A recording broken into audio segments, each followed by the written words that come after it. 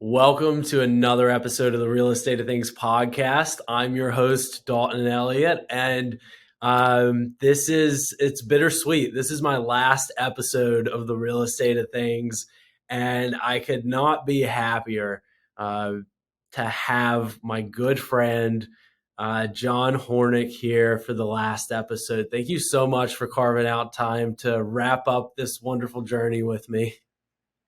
I can't believe it's coming to an end. This portion's coming to an end. There's a more journey that you will be on, I'm sure. It is absolutely my pleasure to be back on the podcast. For sure. Thank you. And you and I were catching up beforehand, and I can't thank you enough for the 8 years I've been in this space. You've been on the conference circuit with me throughout that time and at our office in Greenville a few times, and you and John Beecham, Jeff Tesh, but you have been an incredible part of my professional and personal growth, and absolutely a gentleman from the very beginning. So it's not lost on me that whenever I was a little nobody at this little Lima One Capital shop when we were doing a couple million a month back in the day, that you were just nothing but kind and generous with your time. So I can't tell you how meaningful that's been to me over the years. And I so very much appreciate our friendship. And like you said, it's not over yet. It's the end of the beginning, not the beginning of the end. So just know that you're gonna rock it back, and I can't wait to see what you do next. But as far as the mentoring, my pleasure. Anytime you need anything, and that goes for a lot of people in the space. That's what we have in the private lending space, that connection, which is awesome. It makes it so much more rewarding than just going to work and competing, for deals and execution. But that's why this is such a special place. And, I'm not sure, there's a lot of young people in our space, and a lot of people, this is your first foray into your career, right? You 8 years you spent at Lima, amazing shop, one of the top lenders in the space, but you don't know how good you had it because you haven't gone anywhere else where it's not like the glue that we all have with each other. But you'll find out, and then we will see you again. For sure. No doubt. You and I have a summer dinner after I get done around the world. So let's jump into it. You have exciting news here. For folks who don't know, I think everybody in this space knows Jon Hornik, but if we have anybody listening in who's not in the space, give a quick background of you, private lender law, and then we're going to dive into the NPLA, the National Private Lender Association, and wrap up with some fun conference news. So give me the private lender law background. So private lender law was launched in 2009. It was launched to tailor the private lending space. So what we saw is the asset class mature. And with the maturation of the asset class itself, Wall Street discovering it needed more corporate lawyering to execute deals. So traditionally, a private lender would go to the guy down the street he's had a relationship with and close deals locally. We saw a need for a total approach to closing deals. So what does that mean? We give private lender law could provide regulatory advice on each of the states.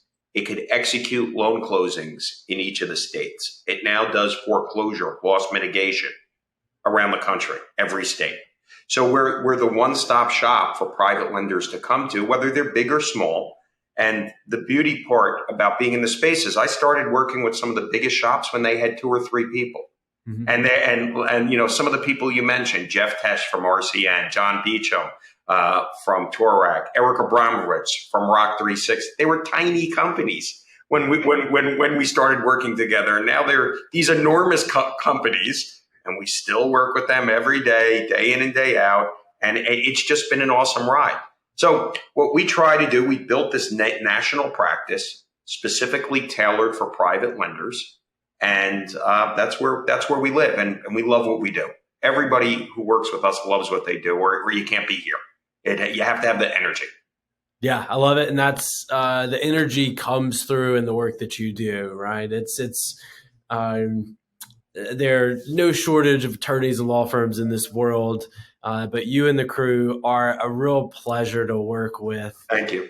And from start to finish, like you said, really a comprehensive suite for folks in this space. Y'all handle everything. So if you're not working with Jon and the team, you should be. Diving into NPLA. So this is, as you and I were catching up, this is another thing that as I depart the space for we'll call it a temporary sabbatical, a voluntary. That's fine. Sabbatical. I like that. That's a good way to call it. I like it. I will be back. But I guess I'm outgoing chair of the ethics committee, and it's been absolutely incredible to be a part of an organization that like really effectuates change. Whenever this started a few years ago, there's so many trade organizations, and we've been in the private lending space kind of tangentially tied to trade organizations that really focus on the big owner-occupied space. But being able to get in at the ground level of a group whose sole focus is really the private lending, non-owner occupied investment lending space has been great. Being able to, I know you, other folks on the legislative committee have been able to really help push legislation one way or the other, and guide legislators, inform them on impacts that might not be thought of from a high level, but massive impacts to investors and end buyers of these properties and end renters. So much work going on there, but you recently acquired NPLA. So let me start with the why, and then let's get into the what behind the NPLA.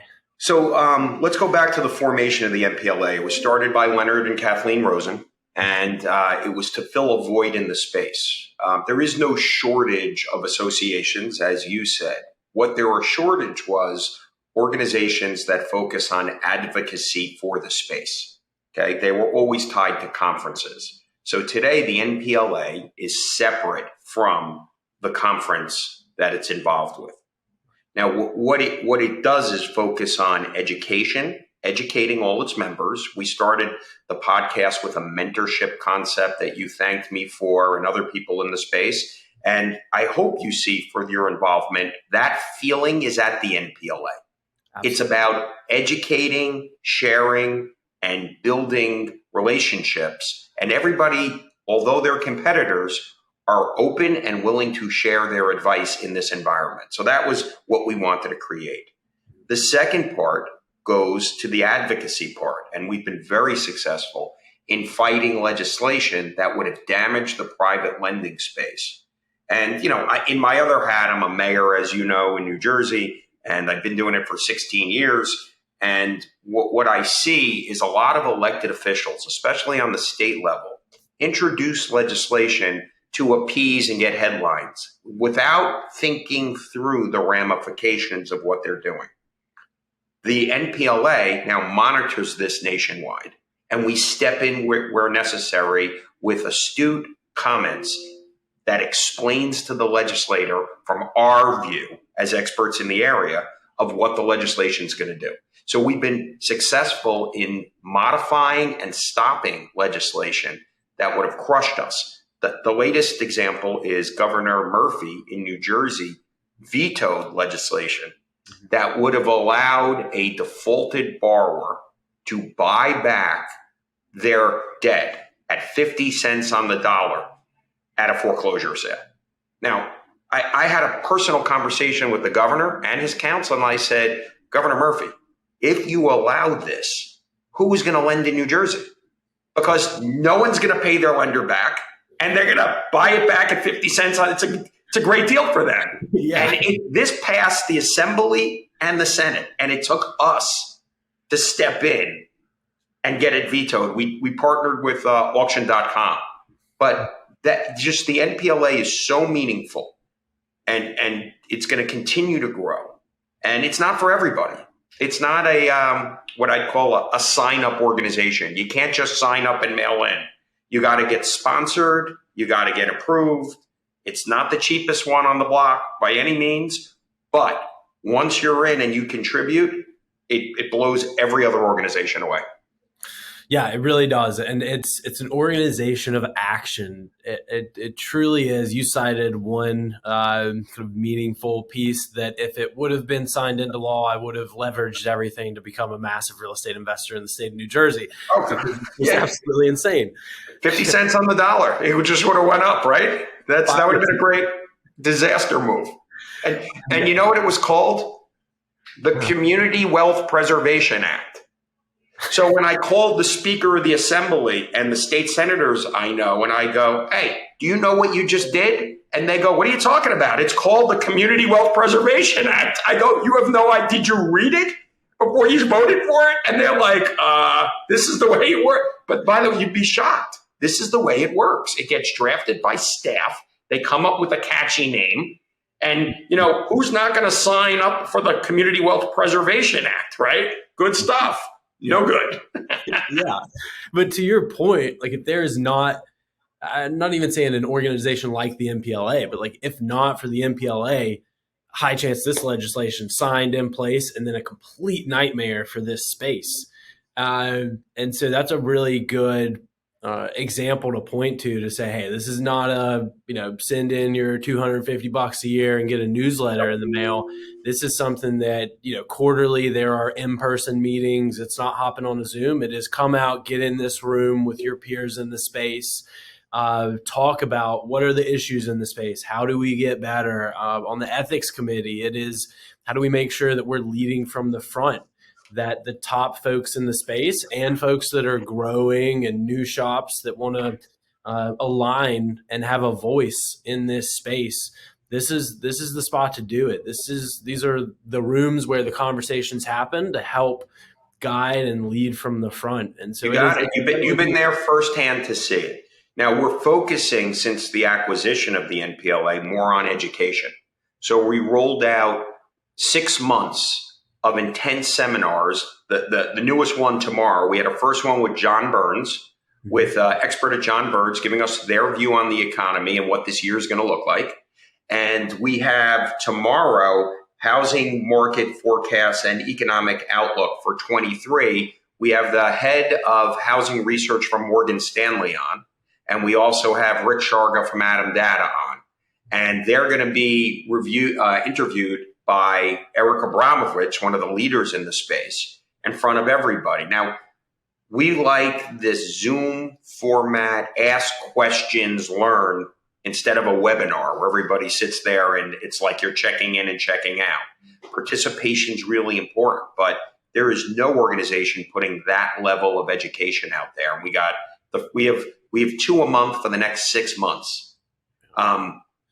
Where the NPLA has really shined is during crisis, when what's going on in the world and people are nervous. And what we started doing these Zoom calls during the pandemic.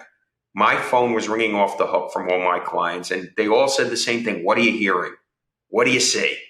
And it occurred to me, let's share this information. If it's valuable to you, it's valuable to everybody.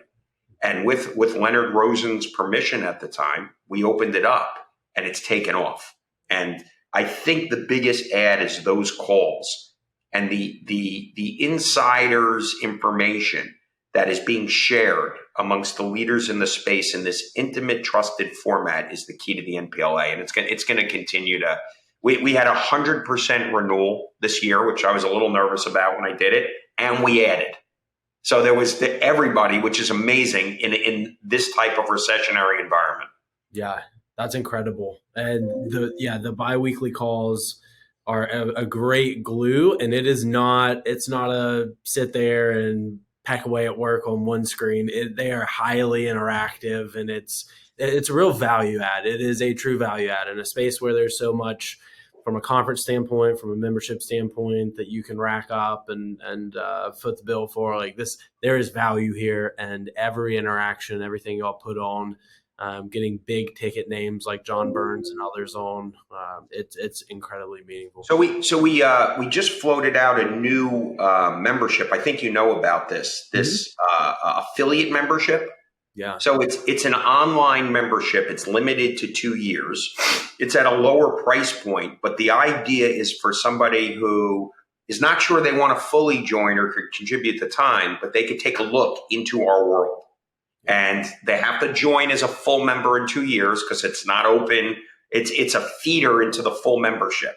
Mm-hmm. We hope people see the value and join, but it's not just to linger around. And so we just put that out there, and we're getting a nice response on that too. So we have a really good system set up and an amazing team.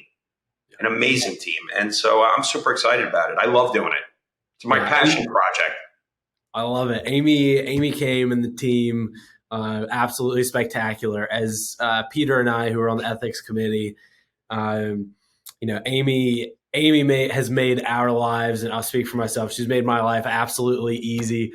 Always making sure to prep me, make sure I have everything squared away, so there's no point of failure. So she does an incredible job guiding it day to day too. She's great. I mean, she puts stuff in front of me, and I'm like, this is amazing. Like, it's all like you really got to screw up after she briefs you and gives you directions. Like, it's nice to be prepared.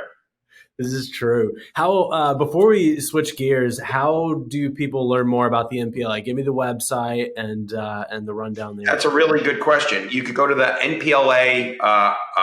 .com, which is you could just go to that. Google the National Private Lenders Association, NPLA.com, and you'll see everything you want to know. And if anybody, you could reach out to me either on social media or on LinkedIn, and I'll speak to you directly about it, or we'll get you in touch with Amy Kame, or Matt Rosen's involved with it. So there's a ton of information out there, and it is so worthwhile to be on these calls and get the insider's view about what's going on. Especially during these times. There are a lot of companies in our space who are struggling. Some big names have gone out of business or at least pulling back from the market. And you got to make the right decisions for your company during these tough times. How do you do that? You can't do it isolated. You need to do it with having discussions with other leaders of companies so they could share what they're doing and give their insights on what's happening in the market to survive. And we will all rise again, but you got to be there to rise again. And that's what the NPLA is about. Yeah, no doubt. So the NPLA was not the only big piece of exciting news for the Q4 for you. You had a very busy end of the year, by the way. It wasn't planned. It just all fell together at the same time. Bad timing for everything, but it all came together.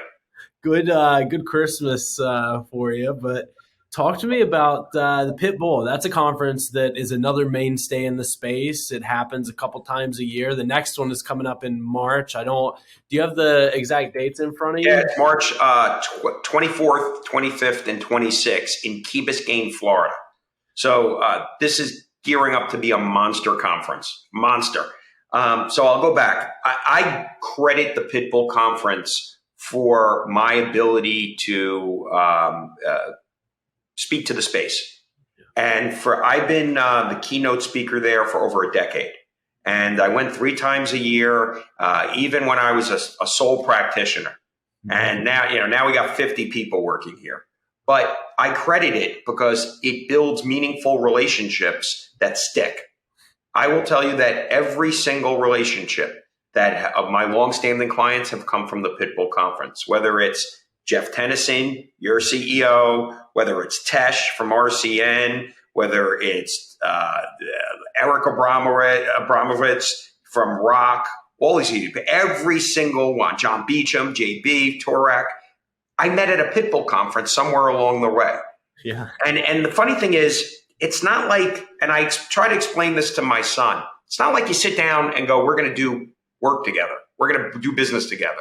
You start to do a relationship and you see each other 3 times a year. And eventually you start asking, why aren't we doing business together? And then you do a ton of business together and it's cool. So Leonard approached me. He was turning 70 and he said, look, I'm thinking of selling. And he knows my involvement. We work very closely. And I said, I'd like the opportunity to purchase it. But I want to be clear. I didn't want to be in the conference business. Yeah. But if it was going up for sale, I had to be involved in it. So It was one of those. So I told Leonard, and he'll tell you, I said, my best case scenario, Leonard, if I could script it, is you keep working another 10 years and we leave things exactly the way they are.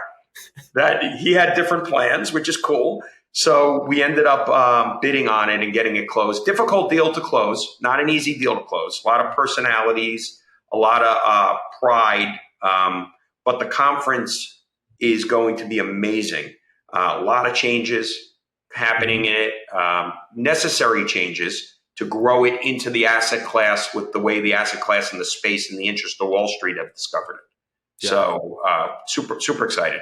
No, that's great. And I think about as you just your last couple comments about growth and trajectory, it reminded me of Lima One in our firm where Jon Hornik came in, built it from the ground up, and then at a certain point, it was time for him to move on to different things and enter Jeff Tennyson, who's just been another incredible mentor and at my relatively young age. Great to be able to that's the biggest thing with Pitbull, with NPLA, because you and I met through Pitbull. There's another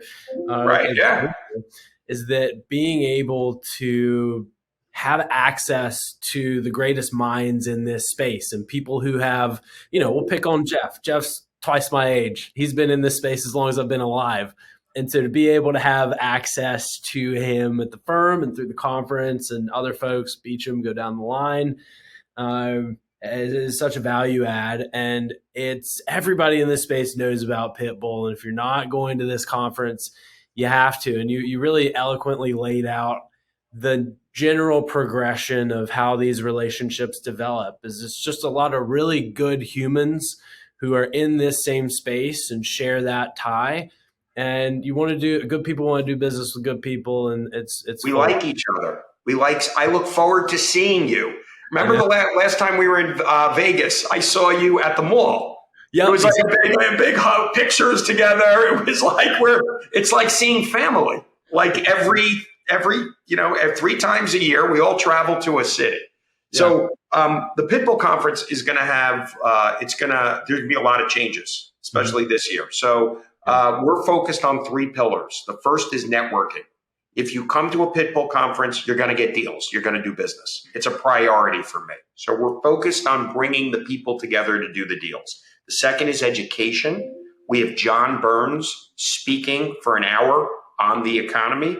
And then we're going to announce our celebrity guest, which I'll tell you right now because of the time to say it. It's Harry Markolopoulos, who was the investigator who figured out the Madoff fraud in 2000, 8 years before the SEC got caught.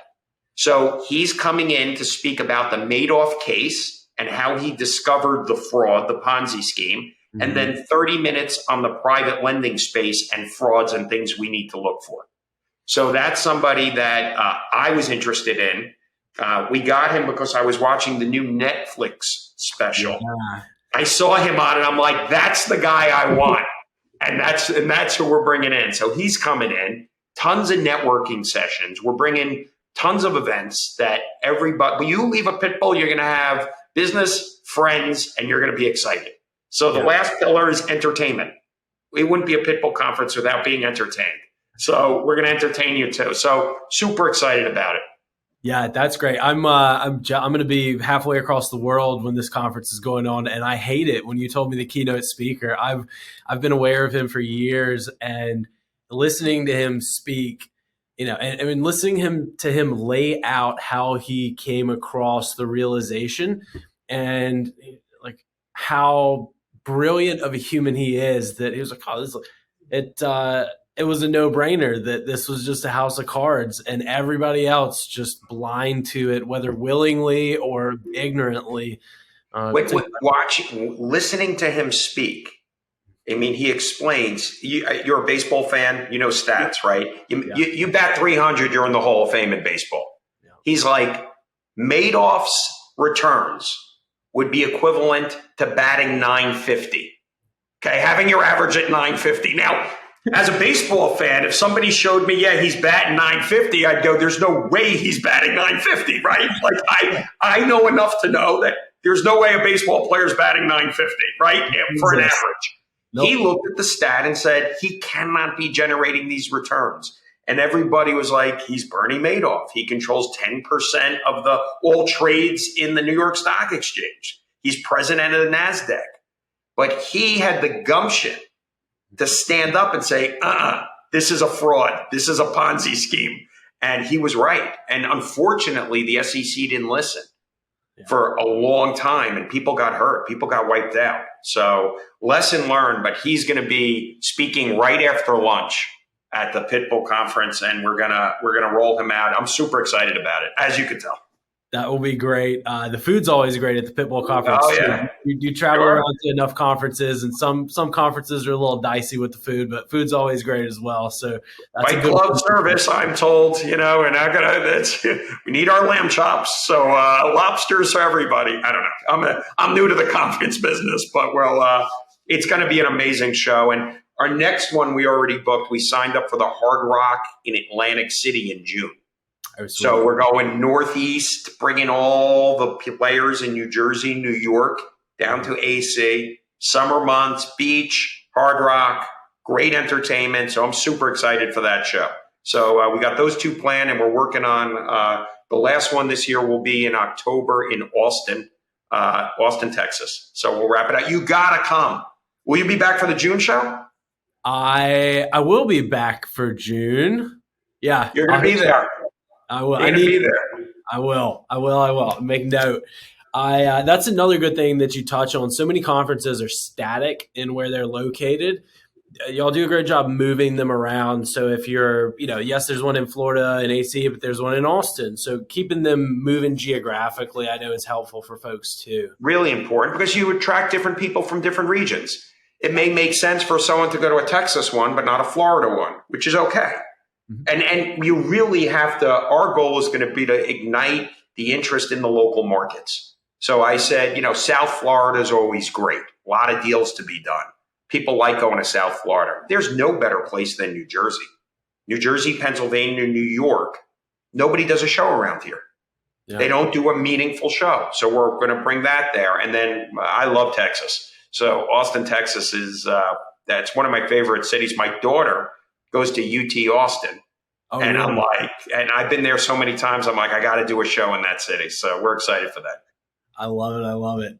Hey, anything else top of mind as we wind down? You're the busiest man in private lending now between the law firm, NPLA, Pitbull. So I know you have just an abundance of time to kick around and chill. Yeah, no, I just, we're watching the markets like everybody else. Today is February 1st. I'll tell you the last 10 days in activity has ticked up dramatically for closings, which was nice to see because it's been slower and definitely off. Something's happening in the market. I think there's consolidation going on, but I also think there's price acceptance going on and people are like, okay, this is going to be the pricing for some time to do loans and we're going to have to do deals together. You'll make a little less money, but you'll still make money. So that's what we're seeing in the marketplace. And I think we're going to be okay. I don't have 2008 vibes going on right now. Yeah. I don't have it. I have everybody I talk to, they're like waiting for us to get through what we're going through in order to get back to business. And that'll be halfway through this year. We'll start seeing change. Most of the people are saying third and fourth quarter will be better than the first and second. And on average, it's going to be very similar to last year, but we'll pick up speed in the third and fourth. And that's okay. Yeah, a temporary speed bump, and we'll all forget about it by the tail end of this year and be guns blazing. So, look, Jon, I'm so happy that this is bittersweet. I hate it's my last episode, but I'm so happy that I got to spend it with you. And when I'm done jetting around for a couple months, I'm going to hit you up. And you hit me up. We're going to, Dalton, I wish you nothing but the best. Enjoy the sabbatical, clear your head, and then get back to work. There we go. I love it. Jon Hornik, you're the man. Thank you so much for joining. Thank you, Dalton. Hey, thanks everybody for listening. Take care.